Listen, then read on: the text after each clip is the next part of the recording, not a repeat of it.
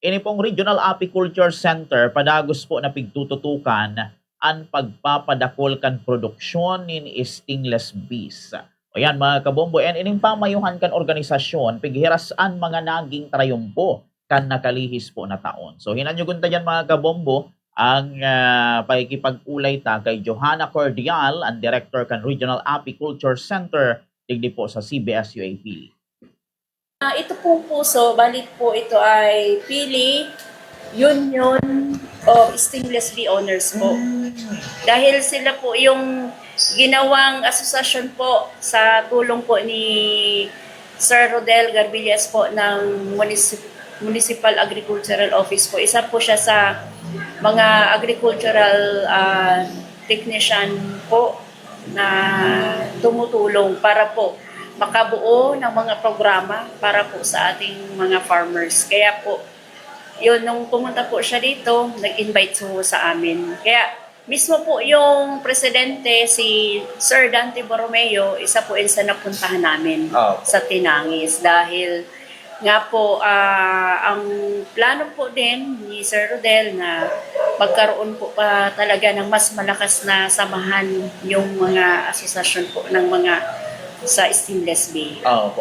Ba't may organization pa ng puso? Meron ng RAC. Anong parang yung puso naman po, ito po ay samahan po talaga ng mga taga-pili na sila po ay mga farmers na po na nag-usap-usap sila na magkaroon sila ng isang direction o objective po para kumbaga sa mga susunod na panahon magkaroon man ng mga production ng honey, may mga byproducts, sila po ay sama-sama na ipopromote po iyon na manggagaling ho dito sa mismong municipality ng Pili. Ngayon, si Regional Apiculture Center po, isa po yun sa magiging kasangga nila or katulong nila sa kung ano man yung gusto nilang mga proyekto na makakatulong sa production at sa mga product development at iba pang papadami po ng ating mga stingless bee.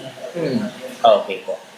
So more on ano pala kayo ma'am ngayong taon sa development pa ng mga stingless bees? Tsaka din po, yung sa production din po, sa beekeeping po, na mas marami pa po ang matuto at maintindihan po kung bakit po natin kailangan din pag-aralan yung insect biology, yung pong ating mga pests and diseases, para po alam natin kung paano natin sila alagaan, paano natin sila po proteksyonan, at mas maintindihan po ng bawat farmer na gusto pong magpadami ng ating stingless bee.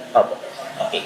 So, ito mga remaining questions na lang. Anong nakaraang taon, ma'am? Ano yung siguro mga achievement natin? Nung nakaraang taon po, noong September po, unang-una na pagpasok ko po sa Regional Apiculture Center. So, nakapag-display din po kami sa Ateneo Dinaga University as exhibitor po. Si CBSA po kasi isa po sa parang kakulab po ng Ateneo Dinaga para po doon sa isang event nila. Ito po ay naimbitahan po si CBSUA, yung iba-ibang campuses po namin na mag-provide po ng mga agricultural products po. So nag-attend kami and ayun po, may iba kaming mga byproducts po na display doon. Then, pagdating naman po ng October, sa Calabanga po, nagkaroon po doon ng charter anniversary ang CBSUA.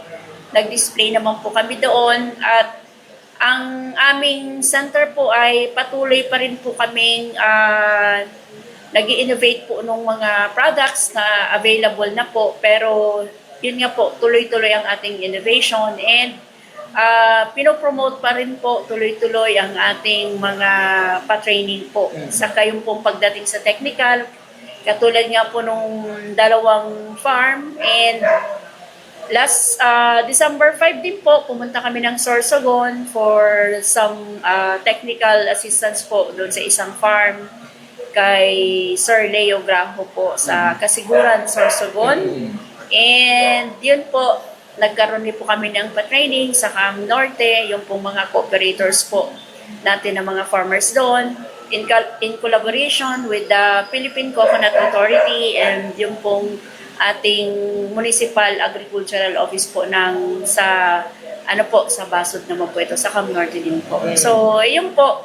Kaya we're looking forward na mas madami pa ho kaming ma-accomplish as early as of the first quarter po para tuloy-tuloy po ang aming technical assistance, yung extension and instruction po, tsaka yung patuloy pong pag-aaral sa stainless B po, at kung meron pa po mga bagong product development ay tuloy-tuloy lang po ang aming center po. Okay. Sige ma'am, message na lang natin sa ating audience regarding this na pag-usapan. Okay, so once again po, kung meron po kayong mga concern about the stainless B, gusto po nating matutunan na ito ay mas maparami at magkaroon din po tayo ng kaalaman kung paano po sila nagiging katulong natin po as pollinator po sa ating environment para po mas dumami ang ating mga harvest at ang ating pong mga in the future na magkaroon po tayo ng byproducts po from the stainless B. Nandito lang po kami, ang Regional Apiculture Center, for your assistance po, and looking forward na kayo po ay makabisita rin dito sa amin para po makikita nyo mismo dito sa aming field ang aming mga stainless B, nang kayo po ay maging masaya din na sila pala ay kahit sobrang liit na insekto, sila po ay malaking pakinabang sa ating environment at sa ating kalusugan, dahil hanggang ngayon ang stainless B po ay tuloy-tuloy ang pagre-research po, dahil ito ay may mga produkto pong nakakatulong sa atin katawan na tayo ay mas maging matibay dahil po sa mga antioxidant na tuloy-tuloy po itong napoproduce ng ating stainless B po. So maraming salamat po sa inyong interes sa pakikinig at sana po ay matulungan namin kayo in the future. Thank you po.